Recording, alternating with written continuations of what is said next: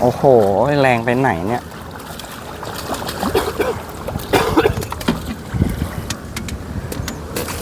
ยอมรับเลยแรงจริงๆ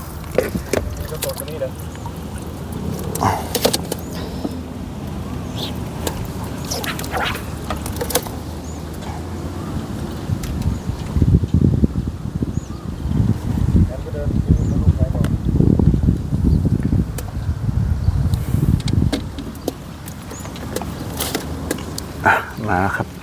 แรงจริงครับตัวนี้โคตรแรงเลยอะนะเล่นเอาเหนื่อยครับกว่าจะได้แต่ละตัว